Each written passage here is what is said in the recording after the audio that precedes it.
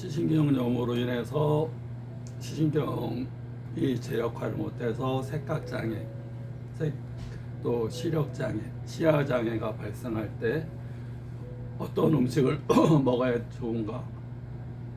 우리가 먹는 음식은 먹는 그대로 피의 성분이 됩니다. 우리가 먹는 마음은 먹는 그대로 피의 성분이 됩니다.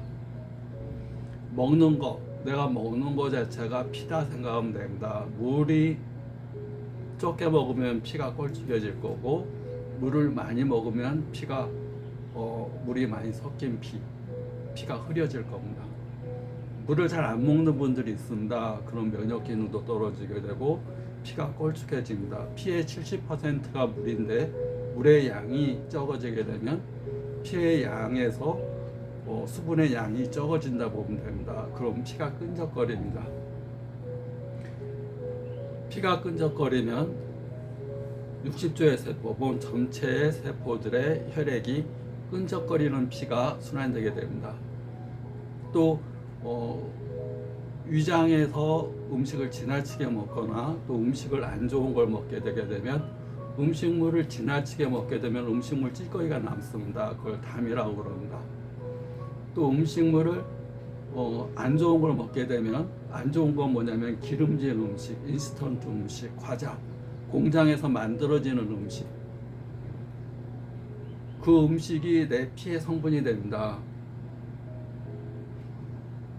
내가 과자를 좋아해서 항상 습관적으로 식사 후에 먹거나 그러면 푸석푸석한 비스켓 종류가 내 피의 성분이 됩니다. 그럼 푸석푸석한 이 과자에 영양분이 있지 않겠냐? 영양분이 있습니다. 그렇지만 푸석푸석한 걸 많이 먹으면 물기를 빨아들입니다. 피 속에 있는 물기가 빨려가게 되면 피에 수분이 부족해집니다. 피에 수분이 부족해지면 피부가 건조해집니다. 푸석푸석한 걸 많이 먹으면 피에 수분이 부족하고, 그러면 어떤 증상이 나타나냐면 피부가 건조해집니다.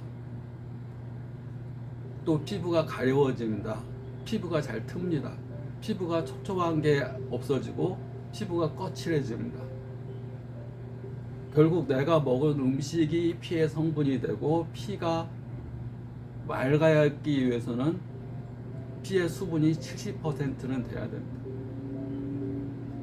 그래서 면역이 약해지게 되면 그 원인 자체가 물의 부족에도 원인이 될 수가 있습니다.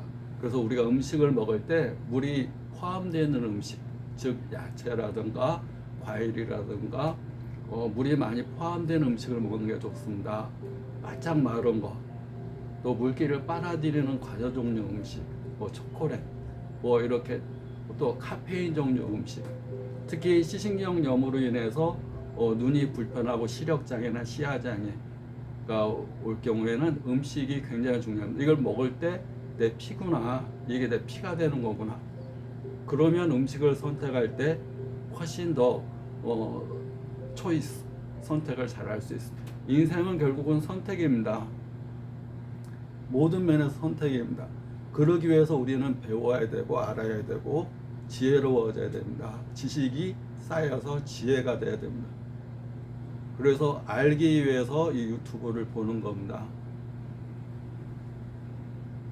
한식 많이 드시고 물이 많이 포함되어 있는 야채 많이 드시고, 또 일반물보다는 야채를 가른 주스를 많이 드시고, 많이는 많이 먹으라는 얘기합니다. 자주 일관성이 중요합니다. 한꺼번에 많이 먹는 것보다 조금씩 자주 꾸준히 먹는 게 중요한 겁니다. 수기공법이라는 걸 설명드려서 손에서 에너지를 보내는 거, 이걸 설명하면 하루에 몇 번 합니까? 한 번에 하루에 몇 번 합니까? 한 번에 또 몇 분간 합니까? 라고 물어보는데 수시로 자주 좋아질 때까지. 권투도 마찬가지입니다. 이렇게 할 때 초보자들한테는 요가 할 때 하루 3번, 한 번 할 때 3번, 횟수나 분을 정해줍니다. 몇 번, 또 몇 분간.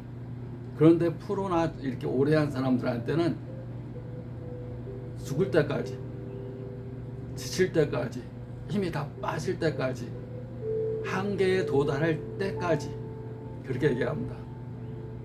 한계가 있습니다. 누구나 자기 한계. 이 사람은 한 10분 정도 하면 막 숨차고 힘들어해. 이 사람은 3분 하면 힘들어. 이 사람은 처음 초보자니까 1분 하면 힘들어. 그 한계를 극복해 나가면서 이게 시간이 늘어나는 겁니다. 그 한계만큼만 할래. 물로 비유하면 물이 100도라는 걸 비유해야지 이게 끓어오릅니다. 그런데 사람들이 자기 한계가 있습니다. 요거 이상하면 내가 근육이 다칠 것 같아. 요거 이상하면 내가 아플 것 같아. 그러면 그 물은 80도, 90도에서 평생 끓지는 않습니다. 수증기라는 경험을 해보질 못합니다. 계속 뭐 미지근했다 식었다 미지근했다 식었다. 운동해도 이거 소용도 없어. 살도 안 빠져.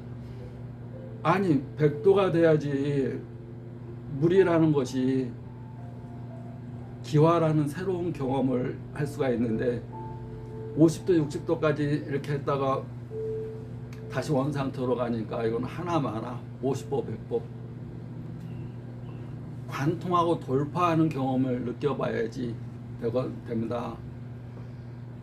어떤 것을 돌파한 경험이 있는 사람은 그 하나만 돌파하는 게 아니라 다른 것도 쉽게 돌파를 합니다. 관통, 화살근육을 10점 만점 뭐 몇 점을 맞든지 간에 일단은 뚫고 지나가야지 점수가 매겨지는데 중간에 하다 말고 또 적당히 자기 안 다칠 정도로. 그런데 프로의 세계로 들어가거나 오래 한 사람들은 자기 한계를 극복하고 돌파하고 숙달시키는 거. 적당히 해서 이렇게 되는 게 아니라 숙달시켜서 눈을 감고도 할 수 있고 눈을 감고 또 다른 것도 할 수 있을 정도로. 그 음식은 물이 포함되어 있는 음식, 또 물은 생명이나 마찬가지입니다.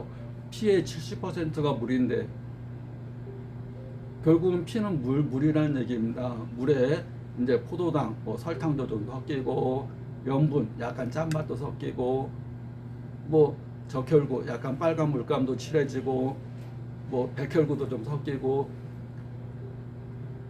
70%가 물이기 때문에 물을 자주 먹는 거. 또 시신경 쪽에 가는 혈류가 딱딱하게 엉기거나 그 안에 혈관이 딱딱하게 혈전이 막히거나 또 노폐물, 고지혈증 같은 노폐물로 인해서 막히거나 당뇨로 인한 노폐물로 인해서 막히거나 다 막히는 것은 그만 찌꺼기, 우리 하수도에 찌꺼기가 많듯 찌꺼기가 자꾸 차는 겁니다. 그 찌꺼기 청소할 때 어떻게 합니까? 물로 씻어내야 됩니다. 근데 물을 안 먹으면 그 찌꺼기들이 더 땅땅하게 덩어리가 져 버린다. 처음에 찌꺼기였다가 물이 안 먹으면 더 그 덩어리 이렇게서 엉겨가지고 종괴라고 그럽니다. 종괴. 딱딱하게 뭉쳐서 덩어리가 져가지고 혈액 공급을 더 안 되게 합니다. 물을 자주 먹고 면역이 떨어질 때는 꼭 따뜻한 물을 먹어야 됩니다. 내가 면역이 약해졌어, 피곤해, 기운이 없어. 그럼 항상 따뜻한 물은 생명수입니다. 음식도 따뜻하게, 몸도 따뜻하게, 물도 따뜻하게, 잠도 따뜻하게. 따뜻한 거 체온이 1도 올라가면 혈관이 그만큼 확장되고 혈관이 확장돼야지 세포로 혈액 공급이 잘 될 수가 있습니다. 음식량은 평상시 배부를 정도로 먹어서 음식물 찌꺼기가 남지 않게끔 하시고 그래서 한 80%만 먹는 게 좋고 아프기 전보다 80%만 먹는 게 좋고 따뜻한 물, 따뜻한 음식, 물이 많이 포함된 음식을 먹는 것이 중요합니다. 기름진 음식, 딱딱한 음식, 건조한 음식, 인스턴트 음식, 라면 한번 먹어볼까? 공장에서 만들어진 음식들은 될 수 있으면 피하는 게, 아플 때는 피하는 게 굉장히 중요합니다. 특히 커피, 콜라, 카페인 다 피하는 게 중요합니다. 구독, 좋아요 감사합니다.